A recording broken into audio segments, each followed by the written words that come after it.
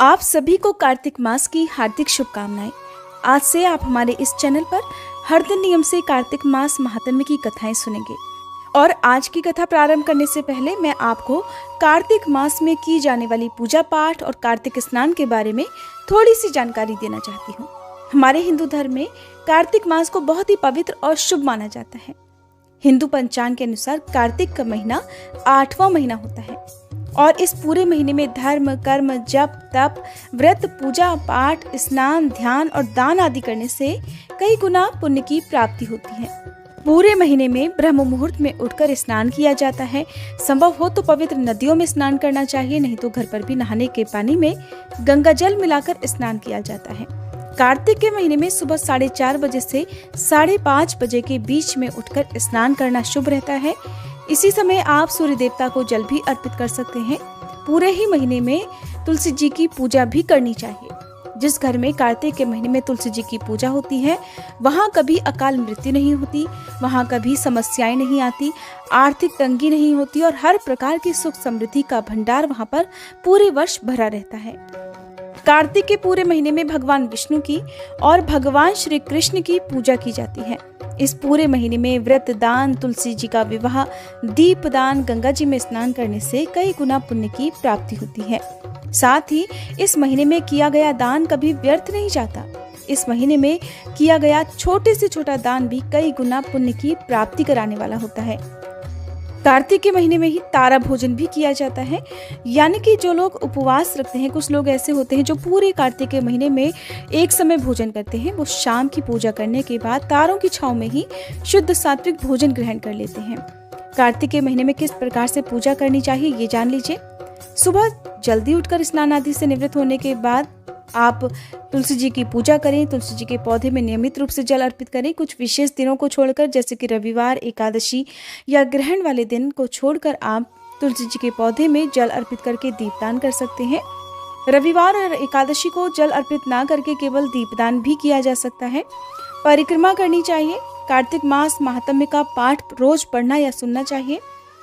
पूजा करते समय भगवान विष्णु की पूजा करें, अपने सभी आराध्य देवी देवताओं की पूजा करें, धूप दीप जलाएं और एक दीपक आपको अपने घर के मुख्य द्वार पर भी जलाना चाहिए।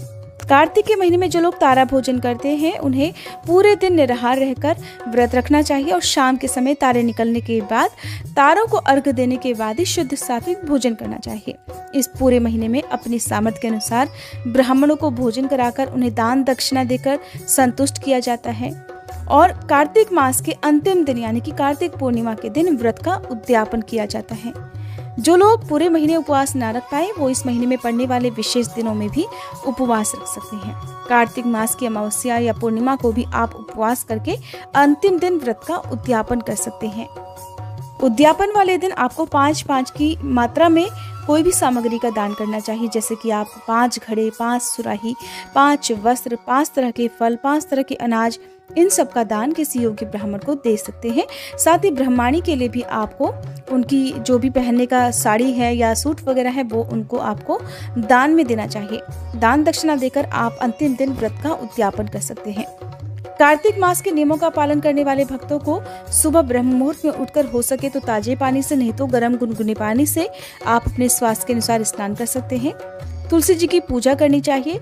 धूप दीप जलाकर आपको विधि विधान से आराध्य देवी देवताओं की पूजा करनी चाहिए। पूरे महीने में हो सके तो धरती पर ही बिस्तर लगाकर सोना चाहिए।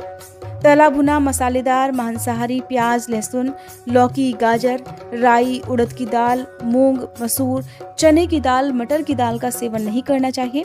नशा, झूठ, चोरी, पाप आदि से दूर रहना चाहिए। कार्तिक मास के नियमों का पालन करने वाले भक्तों को पूरे महीने में सिर्फ एक दिन को छोड़कर शरीर में तेल लगाना भी वर्जित माना गया है। केवल नरक चतुर्दशी के दिन यानी कि छोटी दिवाली के दिन शरीर पर तेल लगाकर स्नान किया जाता है। और जो लोग पहले से ही इस नियम का पालन करते आ रहे हैं उन्हें तो इस बारे में पता होगा, लेकिन जो लोग पहली बार से कार्तिक मास के नियमों का पालन करना चाहते हैं उनके लिए जानकारी जरूरी है कि आपको कुछ नियम ऐसे हैं जिनका पालन कार्तिक मास में करना चाहिए, जैसे कि ब्रह्मचर्य का पालन, शरीर पर तेल नहीं लगाया जाता, धरती पर बिस्तर बिछाकर सोया जाता है, सुबह और शाम तुलसी जी की नियमित रूप से पूजा की जाती है, और द्विदलन वाली दालें जो होती हैं, यानी कि जिनके बीज दो होते हैं, जैसे कि चने की दाल, मटर की दाल, मूंग की, मसूर की दाल, तो इनके दो दाने होते हैं। तो इस तरह की दालों का सेवन कार्तिक महीने में नहीं किया जाता है। कार्तिक मास महात्म्य का प्रारंभ आज हम तुलसी जी की कथा के साथ करते हैं, क्योंकि कार्तिक के महीने में सभी औरतें तुलसी जी को जल से सींचती हैं। तो ऐसे ही एक बूढ़ी माई भी थी जो कार्तिक मास में तुलसी जी को सींचने जाया करती थी। और जब वह जाती तो तुलसी माता से कहा करती कि हे तुलसी माता, सत्य की दाता, मैं तेरा बिरवा सींचती हूँ, मुझे बहू दे, पीले रंग की धोती दे, मीठा ग्रास दे, बैकुंठ में वास दे, अच्छी मौत दे, चंदन का काठ दे, अच्छा राज दे, खाने को दाल भात दे, और एकादशी के दिन कान्हा जी का कांधा दे। बुढ़िया की ये बातें सुनकर अब तुलसी माता धीरे धीरे सूखने लगी। तुलसी माता को इस प्रकार सूखते देखकर एक दिन भगवान कृष्ण ने उससे पूछा कि हे तुलसी, तुम प्रतिदिन सूखती क्यों जा रही हो? तब तुलसी माता कहने लगी कि बस मेरे मन की बात मत पूछो। भगवान ने कहा कि अरे, मैं नहीं पूछूंगा तो कौन पूछेगा? तब तुलसी माता कहने लगी कि एक बुढ़िया आती है और अपनी बात कहकर चली जाती है, मैं तो उसकी सभी बातें पूरी कर दूंगी, लेकिन कान्हा जी का कंधा कहाँ से लाऊंगी? तुलसी जी की ये बात सुनकर भगवान कृष्ण कहने लगे कि वह बुढ़िया मरेगी तो अपने आप ही कांधा देने में आ जाऊंगा, तुम बूढ़ी माई से ये बात कह देना। इसके बाद कुछ दिनों के बाद वह बुढ़िया मर गई। उस बूढ़ी माई के मरने पर सारा गांव इकट्ठा हो गया और उसका अंतिम संस्कार आने पर जब गांव के लोग उसे अर्थी पर उठाने लगे तो वह बहुत भारी हो गई, जिससे उस बूढ़ी माई की अर्थी टस से मस नहीं हुई, किसी से भी नहीं हिली। तो सभी कहने लगे, ये तो बहुत संस्कारी थी, बहुत पूजा पाठ करती थी, कोई पाप भी इसने नहीं किया, फिर आज मरने के बाद ये इतनी भारी कैसे हो गई?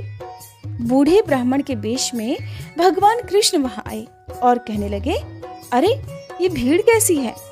तब गांव वाले कहने लगे कि एक बूढ़ी माई मर गई है और वह तो इतनी पापिन थी कि आज उसकी अर्थी ही नहीं उठ पा रही, बहुत भारी हो गई है। भगवान कृष्ण कहने लगे, अरे भाइयों, जरा मुझे इस बूढ़ी माई के कान में कुछ कहने दो, फिर यह अर्थी उठ जाएगी। भगवान कृष्ण बूढ़ी माई के पास गए और उसके कान में कहने लगे, माई, तू अपने मन की कर ले, पीताम्बर की धोती ले, मीठा ग्रास ले, बैकुंठ में बास ले, चटक की चाल ले, चंदन का काठ ले, झालर की झंकार ले, दाल भात को जी और कान्हा जी का कंधा ले। भगवान की बातें सुनते ही बुढ़िया तो हल्की हो गई। भगवान कृष्ण अब उसे अपने कंधे पर ले गए। इस प्रकार बूढ़ी माई को मुक्ति मिल गई और वह भगवान के धाम बैकुंठ लोक को चली गई। हे तुलसी माता, जैसे आपने उस बूढ़ी माई के सत की लाज रखी, जैसे आपने उसके विश्वास की लाज रखी, वैसे ही इस कथा को कहने सुनने और हुंकारा भरने वाले सभी भक्तों की लाज रखना। जैसे भगवान ने उसे कांधा दिया, वैसे ही हमें भी कांधा देना। प्रेम से बोलिए तुलसी माता की जय, भगवान कृष्ण की जय। अब सुनिए कार्तिक मास महात्म्य का पहला अध्याय। एक समय धर्म के गूढ़ रहस्यों, ज्ञान, विज्ञान और शास्त्रों में वर्णित कथाओं पर गहन चर्चा करने के लिए 88,000 ऋषि मुनि नैमिषारण्य तीर्थ में एकत्रित हुए। उनके बीच में महर्षि वेदव्यास जी के सुयोग्य शिष्य श्री सूत जी महाराज ऐसे सुशोभित हो रहे थे जैसे आकाश में तारों के बीच में चंद्रमा। धर्म के सभी गूढ़ रहस्यों, 4 वेदों, 6 शास्त्रों और 18 पुराणों के ज्ञाता श्री सूत जी से शौनक आदि 88,000 ऋषि मुनियों ने कहा, हे मुनिश्रेष्ठ श्री सूत जी, आप कृपा करके हमें कोई ऐसा सरल उपाय बताइए जिससे हमारी इस घोर कलयुग के प्रहार से रक्षा हो सके। समस्त ऋषि मुनियों के मुख से यह बात सुनकर श्री सूत जी बोले, तुम्हारी श्रद्धा और प्रभु भक्ति देखकर हे ऋषियों, मेरा हृदय बहुत प्रसन्न है। इसी से आज से मैं तुम्हें कार्तिक महात्म्य की पावन कथा सुनाता हूँ। इन कथाओं को सुनने से इस कलिकाल में मनुष्य के समस्त पाप नष्ट हो जाते हैं और मनुष्य वैकुंठ लोक में चला जाता है। सो अब आप सभी सावधान होकर सुनिए। एक समय सभी जीवों का भला चाहने वाले ब्रह्मा जी के पुत्र श्री नारद मुनि ब्रह्मलोक में पहुंचकर जगत के रचयिता श्री ब्रह्मा जी को नतमस्तक प्रणाम करके विनीत भाव से पूछने लगे, हे जगत पिता, कृपा करके आप कोई ऐसा धर्मोपदेश सुनाने की कृपा करें जो इस कलयुग में सभी पापों को नष्ट करके मोक्ष देने वाला हो। नारद जी की श्रद्धा युक्त बात सुनकर श्री ब्रह्मा जी कहने लगे, हे पुत्र, तुमने संसार के कल्याण के लिए बहुत उत्तम बात पूछी है। तुम्हारी भगवान के चरणों में सच्ची श्रद्धा और भक्ति देखकर आज मैं तुम्हें कार्तिक मास का पावन महात्म्य सुनाता हूँ, जिसके पढ़ने और सुनने से मनुष्य के सभी पाप नष्ट हो जाते हैं और वह इस संसार में सुख भोग कर अंत में वैकुंठ लोक को जाता है। यह कार्तिक मास भगवान को अत्यंत प्रिय है। कार्तिक मास में किया हुआ व्रत, दान, नियम, संयम, पूजा पाठ, कथा श्रवण और भगवान के नाम का जप कीर्तन अत्यंत पुण्य प्रदान करते हैं। कार्तिक मास में भगवान का गुणानुवाद सभी प्रकार से फलदायक होता है। इस मास में भगवान के प्रति किया गया प्रत्येक धार्मिक कार्य सबसे बढ़कर फल देने वाला होता है। इससे बढ़कर कोई और तप और यश नहीं है। तुमने संसार की भलाई के लिए यह अति उत्तम प्रश्न किया है। सो मैं कार्तिक मास के महात्म्य की पुण्यदायिनी कथा कहता हूँ। अब तुम श्रद्धायुक्त और सावधान होकर सुनो। कार्तिक स्नान करने वाले मनुष्यों को प्रातःकाल ब्रह्म मुहूर्त में उठकर शौच आदि से निवृत्त होकर 12 अंगुल लंबी सुगंधि युक्त वृक्ष का दातुन करना चाहिए। परंतु याद रहे कि श्राद्ध, सूर्य अथवा चंद्र ग्रहण और एकम अमावस्या, छठ, नवमी, एकादशी और रविवार को दातुन नहीं करनी चाहिए। जिस दिन दातुन नहीं करनी हो उस दिन पानी से 12 बार कुल्ला करके मुंह को खूब साफ कर लेना चाहिए। जब 2 घड़ी रात्रि शेष रहे तब काले तिल, चंदन, चावल, पुष्प, कुशा लेकर तालाब, कुंड, नदी, संगम अथवा किसी भी तीर्थ स्थान पर जाएं। वहां हाथ जोड़कर प्रार्थना करें कि हे भगवान, आप और श्री लक्ष्मी जी को प्रसन्न करने के लिए मैं समस्त कार्तिक मास में स्नान करूंगा अथवा स्नान करूंगी। इस प्रकार प्रतिज्ञा करके श्री गंगा जी, श्री शिव जी और सूर्य देव और विष्णु भगवान का ध्यान करके नाभि तक जल में प्रवेश करके अच्छी तरह से स्नान करें। फिर जल से बाहर निकलकर देवता, ऋषि और पितरों का तर्पण करें। स्नान करके भेड़ बकरी की धूल से बचना चाहिए और छींक, थूक, कुत्ता, कौआ, ऊंट, उल्लू आदि से भी बचना चाहिए। अगर भूलवश इनमें से किसी का स्पर्श हो जाए तो फिर से स्नान करना चाहिए। मिथ्यावादी अर्थात झूठ बोलने और नीच प्रकृति वाले मनुष्य से वार्तालाप नहीं करना चाहिए। इसके बाद षोडशोपचार विधि से भगवान का पूजन करना चाहिए। भगवान को जल का अर्घ देकर प्रार्थना करनी चाहिए कि हे भगवान, आप श्री राधा जी सहित मेरे इस अर्घ को ग्रहण कीजिए। इस प्रकार प्रार्थना करके आह्वान, पाद्य, अर्घ, आचमन, स्नान, वस्त्र, चंदन, अक्षत, पुष्प, धूप, दीप, नैवेद्य, तांबूल, पुंगी फल, दक्षिणा, नमस्कार, ये 16 चीजें मूर्ति को अर्पित करते हुए तुलसी जी की मंजरी से भगवान की षोडशोपचार विधिवत पूजा अर्चना करनी चाहिए। श्री ब्रह्मा जी बोले, हे पुत्र, जो व्यक्ति तुलसी की मंजरी सहित भगवान शालिग्राम का एक बूंद चरणामृत पान करता है वह ब्रह्म हत्या जैसे बड़े बड़े पापों से मुक्त होकर वैकुंठ लोक को प्राप्त करता है। इसमें कोई संदेह नहीं। जो भगवान शालिग्राम की प्रतिमा के आगे अपने पितरों का श्राद्ध करता है उसके पितरों को तत्काल वैकुंठ की प्राप्ति हो जाती है और वह मोक्ष की प्राप्ति कर लेता है। जो भगवान श्री शालिग्राम की मूर्ति दान करता है उसे समस्त पृथ्वी के दान का फल प्राप्त हो जाता है। जो भगवान शालिग्राम की प्रतिमा को बेचता है वह महान कष्ट भोगता है। इसलिए कभी भी श्री शालिग्राम की मूर्ति को बेचना नहीं चाहिए। श्री विष्णु भगवान का पूजन शंख के जल से करना चाहिए। श्री शिव जी का पूजन बेल पत्रों से, सूर्य का तुलसी जी से, गणेश जी का पूजन धतूरे के फूलों से, श्री विष्णु का पूजन कमल के फूलों से और श्री महालक्ष्मी जी का पूजन मालती या फिर चंपा के फूलों से करके प्राणी परम पद को प्राप्त कर लेता है। परंतु जो भगवान को परम प्रिय तुलसी से भगवान शालिग्राम की पूजा करता है उसकी महिमा का वर्णन तो कोई भी नहीं कर सकता। इस प्रकार पूजा करने वाला भक्त जन्म मरण के अपार कष्ट से मुक्त हो जाता है। जिसकी मृत्यु तुलसी माला धारण किए हुए होती है वह जीव बिना किसी रोक टोक के सीधा वैकुंठ धाम को चला जाता है। जो तुलसी जी की छाया में अपने पितरों का श्राद्ध करता है उसके पितरों की अक्षय तृप्ति हो जाती है। तुलसी जी का सिंचन अर्थात तुलसी जी में जल गंगा, यमुना और नर्मदा में स्नान के समान होता है। तुलसी जी का पौधा उगाने और सींचने से तथा उसका नित्य स्पर्श करने से मनुष्य के मन, वचन और कर्म तीनों प्रकार के पाप और ताप नष्ट हो जाते हैं।